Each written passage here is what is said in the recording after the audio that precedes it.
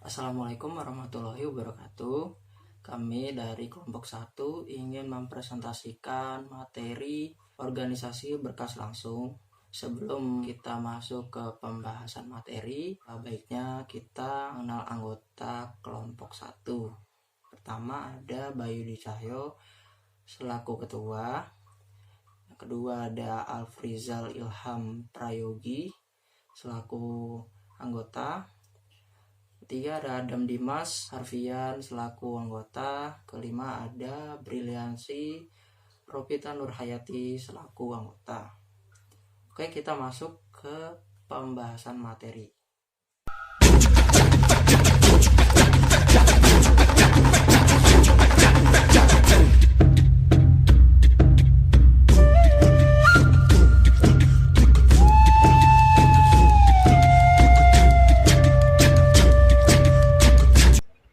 Assalamualaikum warahmatullahi wabarakatuh. Kami dari kelas 03 TPLP 014 akan mempresentasikan mata kuliah sistem berkas, yaitu organisasi berkas langsung. Materi pembahasan yaitu pengertian sistem berkas, korespondensi 11, kerugian korespondensi 11, metode hashing, fungsi hashing, macam-macam fungsi hashing, kriteria fungsi hash yang baik. Pengertian sistem berkas adalah suatu metode pengolahan berkas di dalam secondary storage. Sementara itu, sistem berkas langsung adalah pengolahan data di mana rekaman atau rekod disimpan tidak secara beruntun, namun pada alamat yang didasarkan pada kunci rekaman. Untuk mendapatkan rekaman yang diasosiasikan dengan suatu kunci primer, sangat diharapkan agar proses langsung menuju ke alamat tempat rekaman dengan kunci tertentu disimpan. Hal tersebut hanya mungkin terjadi bila kunci rekaman juga merupakan alat kolokasi rekaman. Korespondensi 11. Dengan organisasi berkas langsung, untuk menemukan suatu rekaman tidak melalui proses pencarian, namun bisa langsung menuju alamat yang ditempati rekaman. Pada awalnya, untuk tujuan tersebut maka digunakan cara dengan menyimpan rekaman pada alamat yang sama dengan nilai kunci rekaman tersebut. Contoh, rekaman dengan kunci 99 akan disimpan di alamat 99, sehingga untuk menemukan sebuah rekaman cukup melihat nilai kunci dan menuju ke alamat yang ditunjuk oleh kunci rekaman tersebut. Hanya tersedia satu ruang untuk setiap kemungkinan penyimpanan kunci rekaman, meskipun dalam rekaman tersebut datanya sudah tidak ada.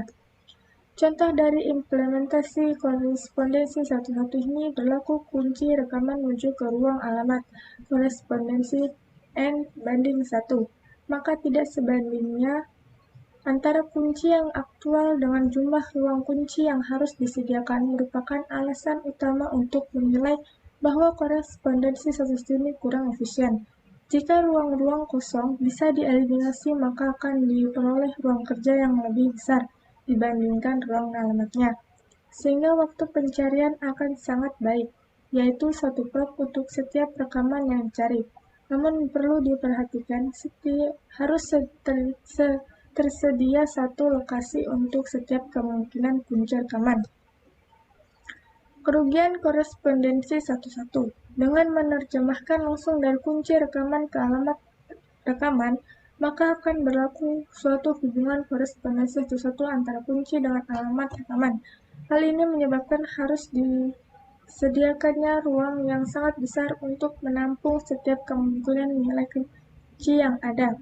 Selain itu, dari cara korespondensi 11 juga akan mengakibatkan banyaknya pemborosan penyimpanan atau terjadi banyak alamat yang tidak dipergunakan alias kosong. Lalu kita masuk ke metode hashing. Untuk mengatasi kerugian yang timbul dari cara korespondensi 11 yang telah disebutkan sebelumnya, digunakan metode lain yang dinamakan metode hashing.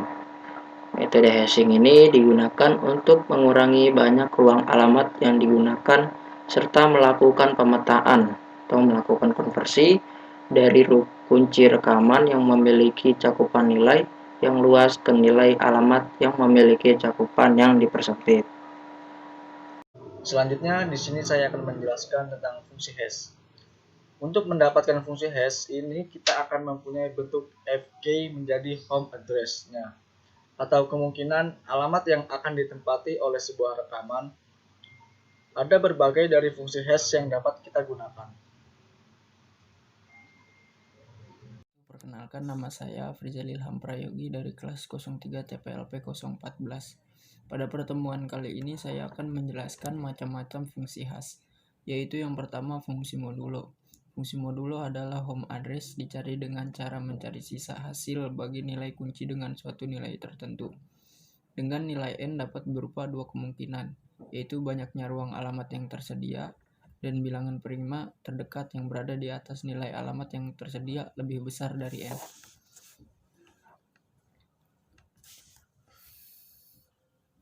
Dua, metode pemotongan. Home address dicari dengan memotong nilai kunci ke jumlah digit tertentu yang lebih pendek. Contoh, misalnya nilai NIP 587376224 ada 9 digit, dipotong menjadi hanya 3 digit dengan mengambil 3 nomor terakhir sebagai home address. Misalnya NIP 57376224 akan memiliki home address 224. Fungsi hash yang berikutnya adalah metode pelipatan dan pergeseran. Metode pelipatan dan pergeseran ini menggabungkan dengan metode hashing pemotongan yang tadi sudah teman saya bahas. Jadi kita bisa mengandaikannya, kita tulis jajaran sebuah bilangan ke dalam sebuah kertas, lalu melakukan pemotongan.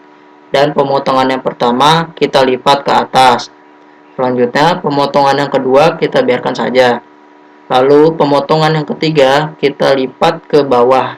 Kita bisa melihatnya dari contoh nilai NIP yang 9 digit dibagian ke dalam 3 bagian masing-masing 3 digit.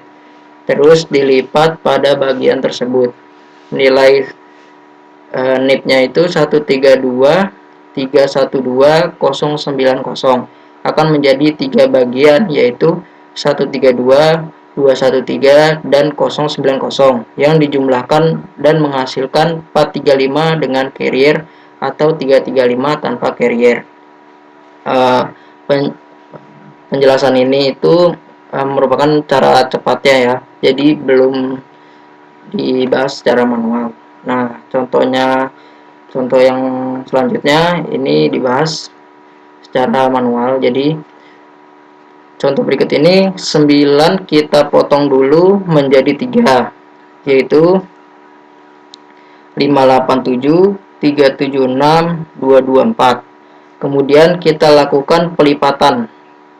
Pemotongan pertama kita lipat ke atas, pemotongan yang paling belakang kita lipat ke bawah.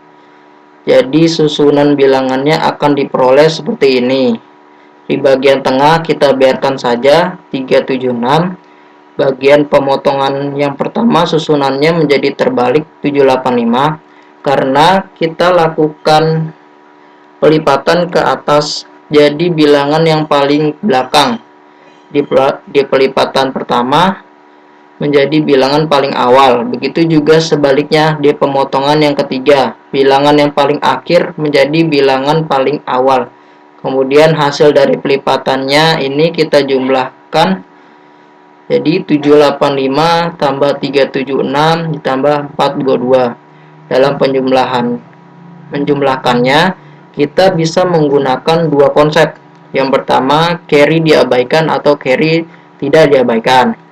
Ketika melakukan penghitungan carry diabaikan, maka kita tidak akan menganggap sisa dari penjumlahan angka yang sebelumnya ke penjumlahan berikutnya. Misal, jadi kita mengabaikan puluhannya. Misalnya di sini 5 ditambah 6 itu 11. Lalu ditambah 2 jadi 13. Nah, 13 kita tulis 3, maka sisa dari penjumlahannya adalah 1. Saat carry diabaikan, maka tidak perlu ditambahkan di bilangan berikutnya yang akan ditambahkan. Tapi saat carry tidak diabaikan, 1 akan ditambahkan di bilangan berikutnya yang akan dijumlahkan. Misal bilangan selanjutnya ada 8, ditambah 7, 15, lalu ditambahkan 2 jadi 17. Ketika carry diabaikan, kita hanya menulis 7. Satu hasil dari 13 tadi diabaikan saja. Tapi saat carry tidak diabaikan, maka satu hasil dari 13 tadi, sisa dari penjumlahan bilangan sebelumnya kita tambahkan jadi 8 tambah 7 15, ditambah 2 17, ditambah 1 8. Maka kita jadi 18. Maka kita peroleh hasil penjumlahannya dengan mengabaikan carry adalah 473, dan hasil penjumlahannya dengan tidak mengabaikan carry adalah 583. Fungsi hash yang berikutnya adalah metode pelipatan dan pergeseran. Metode pelipatan dan pergeseran ini menggabungkan dengan metode hashing pemotongan yang tadi sudah kita bahas. Jadi kita bisa mengandaikannya, kita tulis jajaran sebuah bilangan ke dalam sebuah kertas. Lalu kita lakukan pemotongan. Dan di pemotongan yang pertama kita lipat kertas. Di pemotongan yang kedua kita biarkan saja. Dan di pemotongan yang ketiga kita lipat ke bawah. Supaya lebih jelas, kita bisa melihatnya dari contoh berikut ini. Contoh nilai NIP yang 9 digit dibagi ke dalam 3 bagian masing-masing 3 digit. Terus dilipat pada bagian-bagian tersebut. NIP 1323 12090 akan menjadi 3 bagian, yaitu 132, 213, dan 090, yang dijumlahkan dan menghasilkan 435, atau dengan karir atau 335 tanpa karir. Berlaku untuk hashing pergeseran, kita potong dulu menjadi 3 bagian. Kemudian tinggal kita geser saja hasil dari pemotongannya. Lalu kita jumlahkan.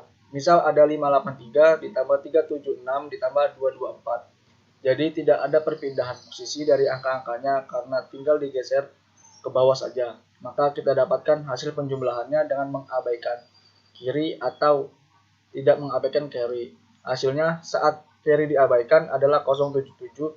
Dan saat tidak mengabaikan carry, hasilnya adalah 187. Kenapa hasilnya hanya kita ambil 3 digit saja? Hal ini disesuaikan dengan pemotongan yang kita lakukan tadi. Karena kita melakukan pemotongan dengan 3 digit saja, maka hasilnya juga kita ambil 3 digit saja. Fungsi hash selanjutnya yaitu metode pengkuadratan. Home address didapat dengan mengkuadratkan setiap digit pembentuk kunci, lalu semua hasilnya dijumlahkan. Misal, contohnya NIP 132001100. NIP tersebut langsung kita kuadratkan menjadi 1 kuadrat plus 3 kuadrat tambah 2 kuadrat tambah 0 kuadrat tambah 0 kuadrat tambah 1 kuadrat tambah 1 kuadrat tambah 0 kuadrat tambah 0 kuadrat. Lalu hasilnya 16. Contoh lainnya, kita punya kunci 782. Lalu kita kuadratkan menjadi 7 kuadrat tambah 8 kuadrat tambah 2 kuadrat. Lalu hasilnya yaitu 117. Fungsi hash yang baik mempunyai beberapa kriteria. Yang pertama, harus dapat mendistribusikan setiap rekaman secara merata, sehingga dapat meminimalkan terjadinya collision atau tabrakan. Supaya dapat dieksekusi dengan lebih efisien, dari sekian banyak fungsi hash yang sudah kita bahas ini, yang paling banyak diterapkan untuk mengatasi collision atau tabrakan adalah fungsi modulo.